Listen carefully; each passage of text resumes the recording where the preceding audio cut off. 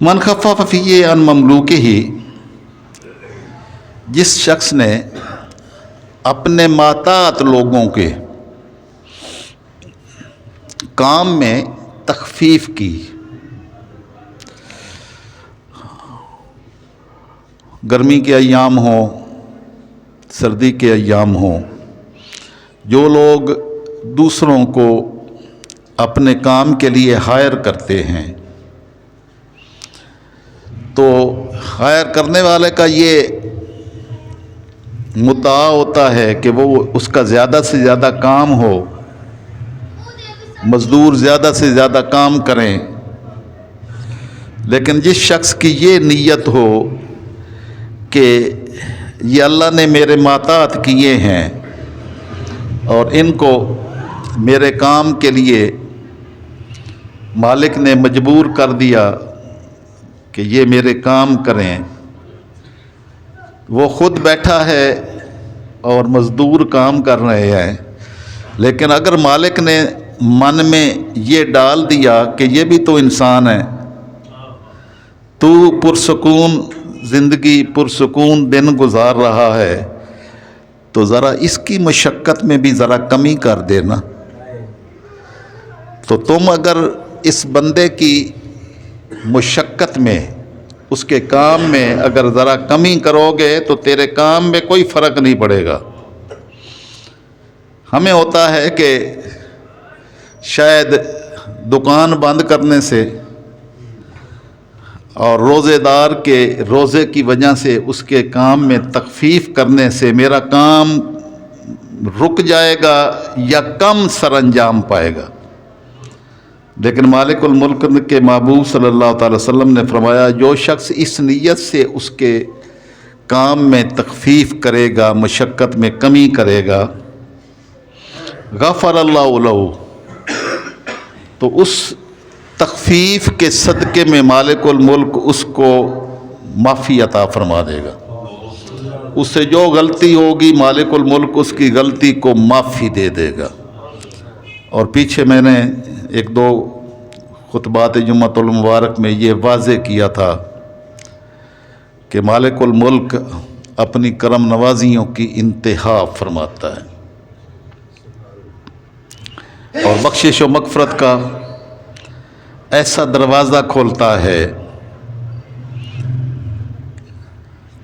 کہ اگر وہ اس نیت سے کہ میرا رب میرا ساتھ راضی ہو جائے گا، اس نیت سے عمل صالح کرتا ہے تو مالک الملک کی عطائیں بندے کی سوچ سے بھی زیادہ ہوتی ہیں، تو اللہ اسے معاف فرمائے گا، وَآتَقَهُ مِنَ النَّارِ، اور اس کی گردن کو دوزخ سے آزاد فرما دے گا۔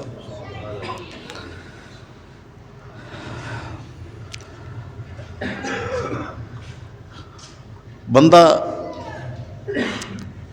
یہ میرے آقا صلی اللہ تعالی وسلم کا وہ خطبہ مبارک ہے جو شعبان معظم کے آخری دن آقا علیہ السلام نے صحابہ کرام کو فرمایا، تو ساتھ ہی ارشاد فرمایا وَاسْتَكْثِرُوا فِيهِ مِنْ أَرْبَعِ خِصَالٍ، 4 خصلتیں پیدا کرنے کی کثرت کریں، اپنے اندر 4 اوصاف پیدا کریں۔ خصلتین ترضون بہما ربکم، 2 خصلتیں تو وہ جن کے ذریعے سے تم اپنے رب کو راضی کرو، وخصلتین لا غنی بکم عنہما، اور 2 خصلتیں جن کا پیدا کیے بغیر تمہارا اپنا کوئی چارہ نہیں ہے۔ فَأَمَّا الْخَصْلَتَانِ اللَّتَانِ تُرْضَوْنَ بِهِمَا رَبَّكُمْ، وہ خصلتیں جن سے تم اپنے رب کو راضی کرو گے، فَشَهَادَةُ اللَّهِ إِلَٰهَ إِلَّا اللَّهُ، تو وہ لا الہ الا اللہ کی کثرت ہے۔ جو بھی لا الہ الا اللہ محمد الرسول اللہ اس ذکر کی کثرت کرے گا تو رب اس سے راضی ہو جائے گا۔ وَتَسْتَغْفِرُونَهُ، اور اس سے معافی بھی مانگیں اپنے گناہوں کی، تو اللہ کو معافی مانگنے والے بڑے پسند ہیں۔ بس بندے کی زبان سے اپنے رب کی بارگاہ سے معافی کا لفظ نکل جائے تو مالک اس کے دامن کو خالی نہیں رکھتا، بھر دیتا ہے، کیونکہ مانگنے والے سے تنگ تو وہ آئے جس کے پاس کوئی کمی ہو۔ کسی سے مانگنے کے لیے جائیں تو ایک مرتبہ دے گا، دوسری مرتبہ، تیسری مرتبہ، چوتھی مرتبہ وہ تنگ آ جائے گا، کہے گا پہلے بھی دے گیا، پھر دوسری مرتبہ آیا، پھر تمہیں دیا، پھر تیسری مرتبہ مانگنے آ گیا، پھر دیا، اور بالآخر دینے والے تنگ آ جاتے ہیں۔ لیکن ہمارا مالک وہ ہے جو بار بار نہ مانگنے والوں سے ناراض ہوتا ہے، بار بار مانگنے والوں سے اتنا زیادہ خوش ہوتا ہے۔ اب اس کی بارگاہ سے مانگنا یہ بندے کی شان ہے، اور عطا کرنا اس مالک کی شان ہے۔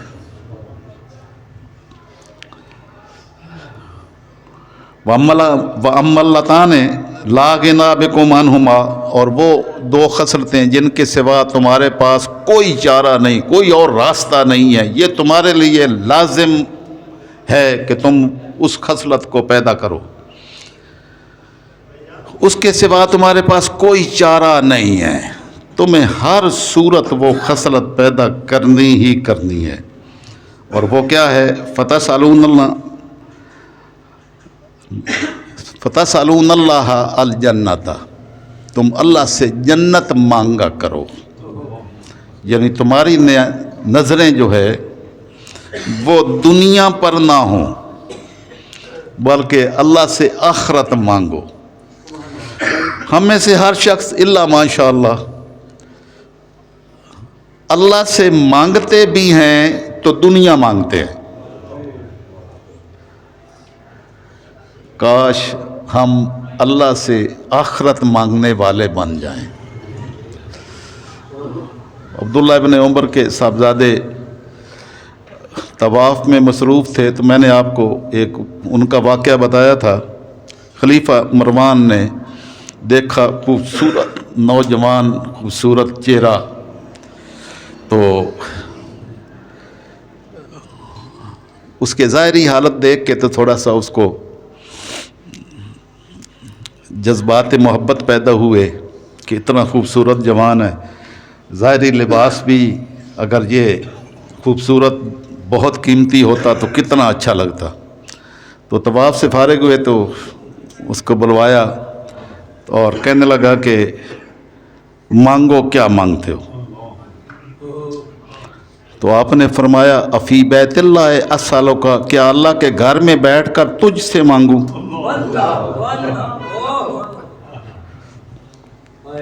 اللہ کا گھر ہے، اللہ کے گھر میں حاضر ہوں، تو اس کے گھر میں حاضر ہو کر میں تجھ سے مانگوں؟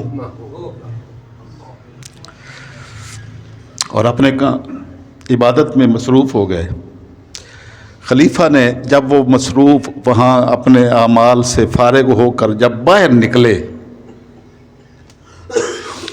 تو وہ بھی پیچھے ہو لیا۔ جب باہر بیت اللہ سے مسجد حرام سے باہر نکل گئے تو اپنے لوگوں کو کہا بھئی اب ذرا ان کو بلائیں۔ ان کو بلایا کہ اب تو اللہ کے گھر سے باہر آ گئے ہو، اب مانگ لو۔ تو آپ نے فرمایا تم کیا دے سکتے ہو؟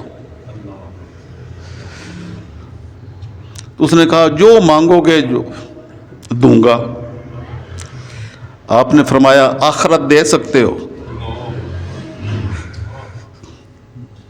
تو ساری بادشاہی ختم ہو گئی نا، اس سوال کے سامنے ساری بادشاہی ختم ہو گئی۔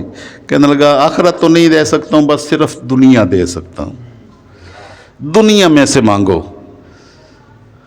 تو آپ نے فرمایا کہ یہ دنیا تو میں نے خالق اپنے سے کبھی نہیں مانگی، تجھ سے میں کیوں مانگوں؟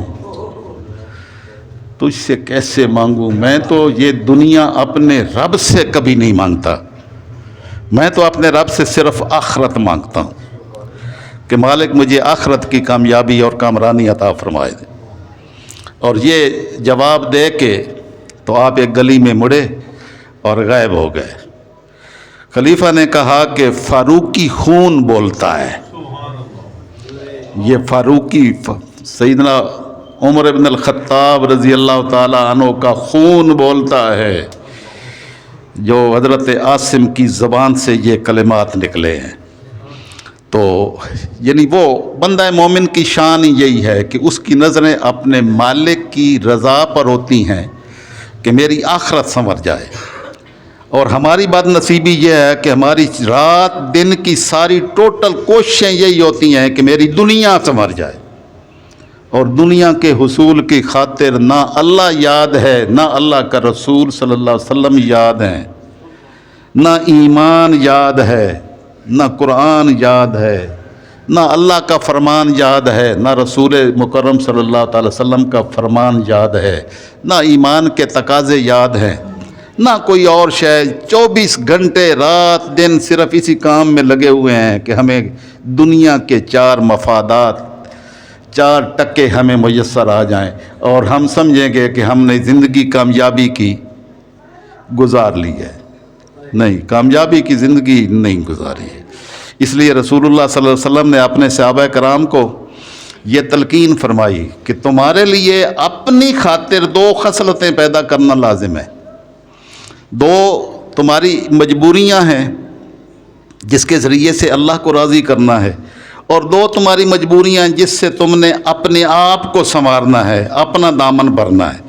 اس دامن بھرنے میں سے ایک یہ ہے کہ اللہ سے آخرت کی کامیابی مانگ لو کہ اللہ تمہیں آخرت میں دوزخ سے بچا کر جنت کا مستحق بنا دے۔ وَتَعُوذُونَ بِهِ مِنَ النَّارِ، اور دوزخ سے بچانے کے لیے ہر وقت تمہاری زبان اللہ رب العزت کی بارگاہ میں یہ مانگتی رہے کہ مارے کل باز ملک میری آخرت سنوار دے۔ دنیا تو جیسے وقت گزرنا ہے گزر ہی جانا ہے، جو کچھ رات دن لگے ہوئے ہیں یہ سارا یہاں ہی چھوڑ کے جانا ہے۔ جیسے خالی ہاتھ آئے تھے اسی طرح خالی ہاتھ واپس چلے جانا ہے۔